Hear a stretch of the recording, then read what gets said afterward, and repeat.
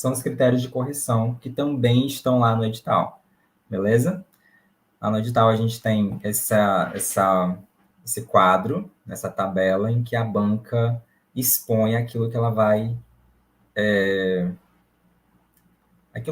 corrigir, aquilo que ela vai, na verdade, analisar no seu texto, certo? A gente tem aqui 6 critérios, sendo os 3 primeiros de 4 pontos, pontuação máxima. A gente está falando de uma redação que tem, né, no total, 20 pontos a serem atribuídos, certo? E na medida que você constrói o seu texto, né, a banca ela vai se atentar a esses critérios de correção.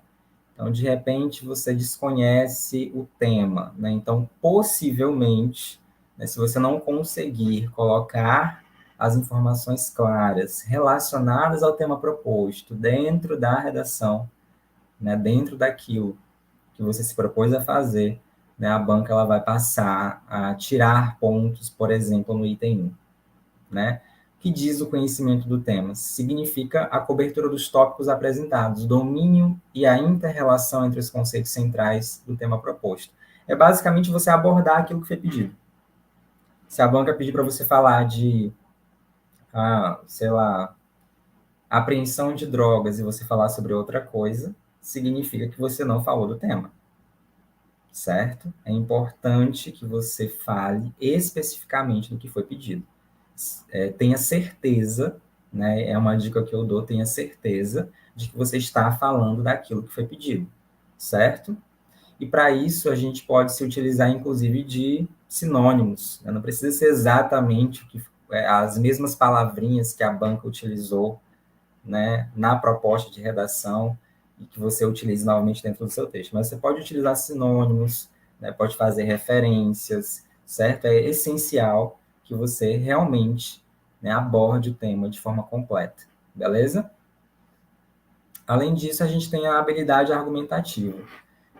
Nesse edital em especial, o IBFC, ele pede a construção de um texto dissertativo argumentativo. Nós vamos já falar um pouquinho sobre o que é a dissertação e o que é a argumentação, mas nesse tipo de texto, né, espera-se a argumentação, beleza?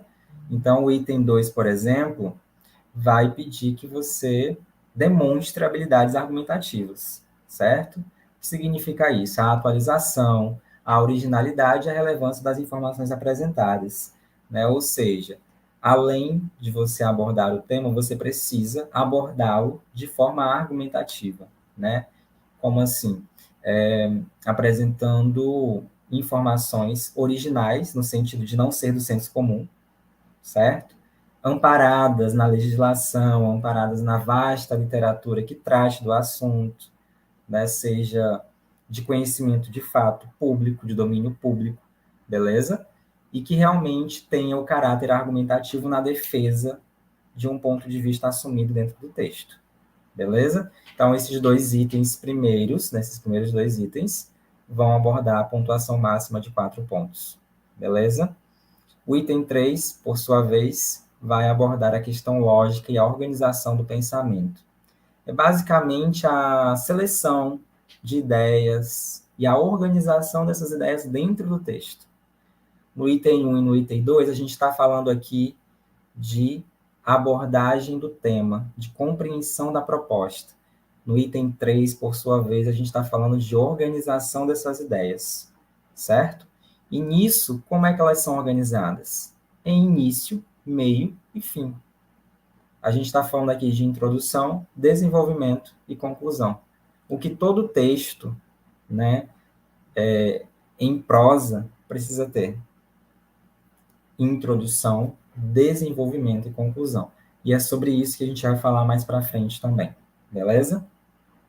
Quer comentar alguma coisa? Se tiverem alguma dúvida nesse momento, podem falar também. Posso prosseguir? É interessante que a própria banca ela já traz o tipo de texto que ela quer e como que esse texto tem que ser apresentado. A própria banca já fala, tem que ter uma introdução, tem que ter o desenvolvimento, tem que ter considerações finais.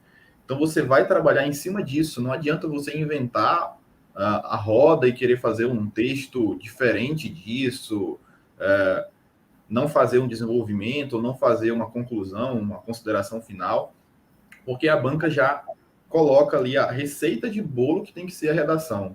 Né? Tem que ter introdução, desenvolvimento, conclusão, tem que ter originalidade nos temas, tem que ter relevância, tem que apresentar de forma lógica, sequencial, utilizar os conectivos. Né? Então, a própria banca já traz aqui o que ela quer que o candidato apresente. Né? Exatamente. Então, ponto 1, o item 1, 2 e 3 nós já comentamos, todos eles, né, têm pontuação máxima de 4 pontos. O item 4 vai falar de coerência e coesão, né, que se referem basicamente à pontuação, à continuidade e progressão de ideias, o uso apropriado de articuladores, que são os conectivos, certo? Aqui também serão avaliados, por exemplo, a questão da repetição, né? Muita gente, na produção de textos, na escrita de um texto, acaba repetindo muitas vezes uma palavra, uma informação, uma ideia, e isso, de certa forma, prejudica a compreensão de quem está lendo o texto e também acaba que prejudicando a ele mesmo, porque às vezes ele pensa que já falou de algo, mas na verdade ele está só repetindo e repetindo o tempo todo a mesma coisa. Né? O que pode ser considerado pelos avaliadores como uma estratégia de enrolar. Né?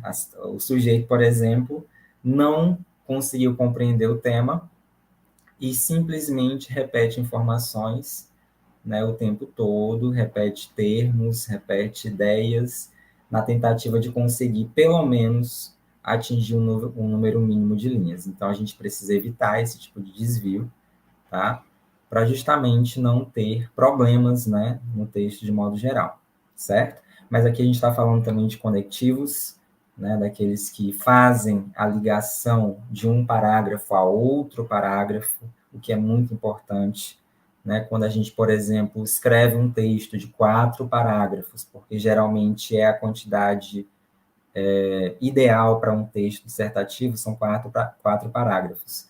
Quando a gente escreve um texto de 4 parágrafos, é imperioso, é necessário ter os conectores, porque afinal um parágrafo tem que ter relação com o outro, né? Eles precisam ter relação lógica, as ideias precisam se complementar. Como que a gente faz a complementação de ideias? Né? Através do uso de conectores, que são eles que fazem a ligação dessas informações e que tornam o texto, né, de fato, com ideias entrelaçadas e coerentes, certo? Então, nesse item, né, são avaliados 3 pontos. Em seguida, a morfossintaxe, relação entre as palavras, concordância verbal. Aqui se diz respeito, na verdade, à gramática, não é isso? Então, aqui, concordância, regência, organização e estruturação dos períodos. Né? Então, em relação à gramática, o item 5 avalia 3 pontos. E, por fim, a gente tem a acentuação e ortografia, 2 pontos sendo avaliados por esta banca, no total 20 pontos, certo?